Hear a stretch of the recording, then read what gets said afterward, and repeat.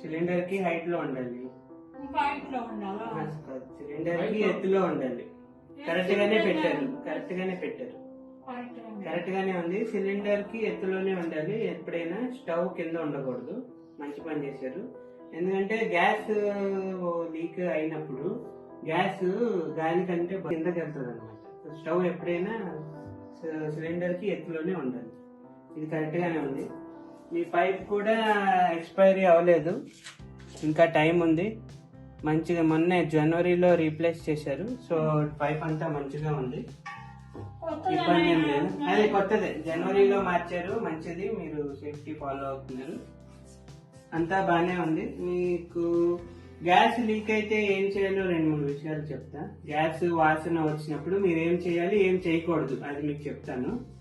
Gas ఒకవేళ మీకు వాసన వస్తే డోరు, కిటికీలు తలుపులు తెరుచుకోవాలి. కిటికీలు తెరుచుకోవాలి అంటే ఒకవేళ చీకట్లో అంటే రాత్రి పూట ఎప్పుడైనా ఇది లీక్ అయితే మీరు లైట్ ఆన్ ఆఫ్ చేయొద్దు. స్విచ్ ఆన్ ఆఫ్ చేయొద్దు. ఎందుకంటే స్విచ్ ఆన్ ఆఫ్ చేసినా స్పార్క్ వస్తుంది. స్పార్క్ వల్ల మీకు అది ప్రమాదం ఉండొచ్చు. సో అది చేయొద్దు. వాసన వచ్చిందంటే మీరు ఇంటి నుండి బయటకు వెళ్ళిపోయి మా 1906 నెంబర్ కి ఫోన్ చేయండి. 1906 కి ఫోన్ చేస్తే మా మెకానిక్ అరగంటలో మీ ఇంట్లో ఉంటారు. మేము రాసిస్తాం. మీ బుక్ ఉంది కదా, మీ బుక్ లో రాసిస్తాం. ఖచ్చితంగా రాసిస్తాం. అర్థమైంది నాకు, మేము రాసిస్తాం.